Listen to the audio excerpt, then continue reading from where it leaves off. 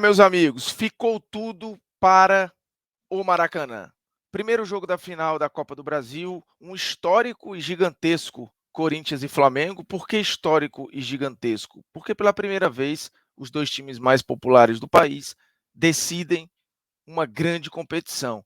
Por isso histórico, por isso gigantesco. Mas o primeiro jogo ficou no 0-0. E aí você pensa, vantagem para quem? Para o Flamengo, que decide em casa? Para o Corinthians, que chega vivo no Maracanã? É frustrante para o Flamengo, que teve mais chances claras? É frustrante para o Corinthians, que fez o primeiro jogo em casa e não conseguiu vantagem? Tem muitas leituras de uma final que eu vou te falar que eu gostei. Um jogo equilibrado, extremamente respeitoso, bem jogado, com poucas grandes chances, é verdade, mas muita organização, muita estratégia, muito planejamento para tentar explorar as fraquezas do adversário, muito cálculo na hora, por exemplo, de fazer a marcação alta ou não. O Corinthians começou numa intensidade gigantesca ali de vamos para cima, vamos para dentro, vamos tentar pegar e esganar o Flamengo na saída de bola, mas foi percebendo rapidamente que o Flamengo conseguia sair dessa pressão e quando conseguia sair, abria campo para ter um perigo ou outro, e aí o Vitor Pereira recua um pouco a marcação, dá o campo para o time do Flamengo, que naturalmente tem talento para dominar as ações. Esse domínio não se transformou em momento nenhum em deixar o Corinthians nas cordas, o Corinthians não ficou nas cordas em nenhum momento do jogo, mesmo encarando um time tão talentoso como é o time do Flamengo, que é verdade, teve talvez a principal sequência de chances no segundo tempo, teve bola na trave com o Davi Luiz, e um jogo que teve nos jogadores experientes os grandes destaques, né? A gente pode falar aqui do enorme jogo do Thiago Maia por parte do Flamengo, do enorme jogo do Gil no lado do Corinthians, o bom jogo do Renato Augusto, que acabou substituído. Um jogo não brilhante, mas extremamente participativo do Gabriel, já que, ofensivamente falando, o Flamengo não contou tanto com uma noite brilhante do Pedro, muito menos do Arrascaeta. O Everton Ribeiro passou a ter grandes momentos ou bons momentos no segundo tempo. O mais constante e perigoso jogador do Flamengo na linha de frente, de fato, foi o Gabriel, que acabou substituído também e não saiu lá muito satisfeito, mas o que é o padrão do Gabriel. Quem também não saiu satisfeito de jeito nenhum foi o Roger Guedes, que inclusive reclamou, né, de que eu sou sempre substituído, todo jogo eu saio e mais não sei o quê, e fazia um bom jogo, né? O, o, o Roger Guedes fazia um jogo intenso, um jogo de participação, um jogo de incômodo ali, de finalização, e foi flagrado lá no banco de reservas, reclamando de que todo jogo eu sou tirado e tal. O Renato Augusto também não saiu muito satisfeito. E depois disso, qualquer possibilidade do Corinthians de tentar ter domínio das ações, isso acabou se perdendo, né? O controle do jogo, o controle ficou quase o tempo inteiro nos pés do time do Flamengo, que entrou com a escalação típica de Copas, né? Com o Santos, Rodinei, Davi Luiz, Léo Pereira, Felipe Luiz, João Gomes, Thiago Maia, Everton Ribeiro, Arrascaeta, Pedro e Gabriel. O Corinthians também com a escalação dentro do que tinha de melhor, os dois times chegaram fisicamente muito bem na decisão, com Cássio, Fagner, Balbuena, Gil. De novo, o Gil fez um jogo excepcional, Fábio Santos. Fausto Vera, Duqueiroz, e aí eu acho que o Duqueiroz esteve bem abaixo. Renato Augusto, outro que fez um grande jogo.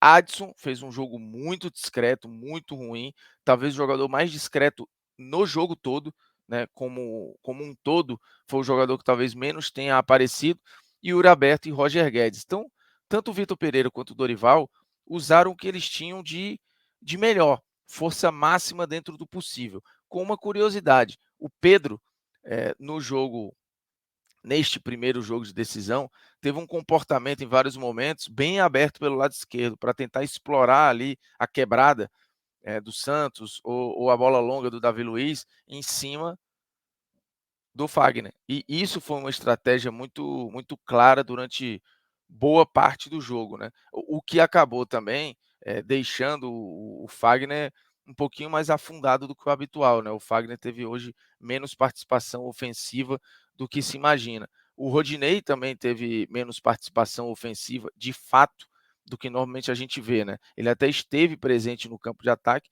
mas participando muito pouco. E aí isso aqui faz diferença para o Flamengo, que não joga nesse momento com pontas, né? Então, em vários momentos, o Flamengo não conseguia quebrar a linha no 1 contra 1 ali de marcação do Corinthians. O Corinthians recompunha muito rápido. Então, o Corinthians, apesar de ter menos posse e de não ter o controle das ações, não ficou nas cordas em momento nenhum. Sofreu ali um risco ou outro numa sequência de finalizações do Davi Luiz, do Pedro e na verdade, do Davi Luiz, do Everton Ribeiro e depois do Gabriel. Né? O Pedro ainda teve 2 boas chances. As grandes chances, elas foram do Flamengo. Mas é difícil fazer a leitura de quem sai em algum tipo de prejuízo. Eu acho que ninguém sai no prejuízo. O Flamengo fez um jogo bom porque teve mais chances, mas não foi um jogo brilhante naquilo que estava habituado a fazer há um mês atrás. E o Corinthians fez um jogo extremamente competitivo e inteligente, não ficou nas cordas, controlou e vai para a decisão fora de casa, precisando de uma vitória simples e sem dar vantagem para o adversário. Eu diria que assim, vai tudo igual como foi o placar de 0-0 no primeiro jogo da final. E aí aqui a gente tem os números num total, o Flamengo com mais posse, como foi dito, 56-44, 19 finalizações contra 13, não tem um abismo aqui. No alvo, 6 contra 3 do time do Corinthians. E aqui você teve uma quantidade igual de chutes bloqueados, 5 escanteios para o Flamengo, 3 para o time do Corinthians, uma final de poucas faltas, 22 no total, 12-10, cartões amarelos 1-1, e aqui tem um cartão que a gente pode até conversar sobre, que é o cartão do João Gomes, e tem umas questões de arbitragem para falar à parte daqui a pouco. Grandes chances de gol, só faz score considera uma grande chance de gol para o Flamengo. Eu colocaria aí pelo menos 3 boas chances de gol, e o Corinthians teve pelo menos 2 boas chances de gol, não diria grandes chances, mas uma final boa, competitiva e extremamente equilibrada, como neste momento chegavam Flamengo e Corinthians. O Flamengo deu uma estagnada antes dessa final e o Corinthians deu uma melhorada antes dessa final. Então eles chegaram num nível mais próximo do que a gente estava calculando quando os dois se classificaram para a decisão. Ou, por exemplo, quando eles se enfrentaram na Libertadores. A arbitragem. Ponto 1. O cartão para o João Gomes acho exagerado, mal calculado e mal aplicado, porque é muito cedo, não me parecia um lance claro para cartão e ele demora a entregar o cartão, o que dá a entender de que ele cedeu a uma pressão, principalmente do Renato Augusto. O Gabriel diz isso para ele, inclusive, pouco depois. No geral, acho que ele poderia ter dado vários outros cartões e o João ter um cartão no jogo e o Fagner ter terminado sem um cartão é, para mim, discrepante, porque o Fagner deu entradas parecidas, inclusive, com a do João Gomes. E o grande ponto, no segundo tempo, a questão do pênalti ou não do Léo Pereira. Já vi muito árbitro no futebol brasileiro dar este pênalti. E aí você tem, na recomendação, entendimento para dar e para não dar. Tem um gesto de bloqueio aí, o trisco que a bola dá no braço do Léo Pereira, não muda a trajetória da bola, mas desacelera. E ela era um cruzamento. Ele não teve tanto tempo de reação, ponto. O braço não estava colado ao corpo, mas estava sendo recuado. Ele estava cuidando do braço, como diz a arbitragem. E, de novo, é um movimento natural. Repito, vi muito árbitro dar este tipo de pênalti e outros não dando. Eu tive a sensação de pênalti. E entendendo a arbitragem brasileira, vendo o jogo, na hora até disse pro meu filho, ele vai dar. E a minha sensação era de que ele ia dar. Então me surpreendeu ele não dar o pênalti e acho que o torcedor do Corinthians já viu outros pênaltis assim serem dados e entendo a revolta de, putz, eu já vi pênalti assim sendo marcado, hein? Então deveria ser dado. Eu acho que tem elementos para marcar e tem uma parte da interpretação que eu disse aqui para não dar. Mas, de novo, se eu fizer uma média, num geral, esse pênalti no Brasil, ele é mais marcado do que não. Então, acho que o Corinthians, ele tem a sensação de prejuízo com certa razão. E, de novo, ficou tudo para o Maracanã. Tem favorito?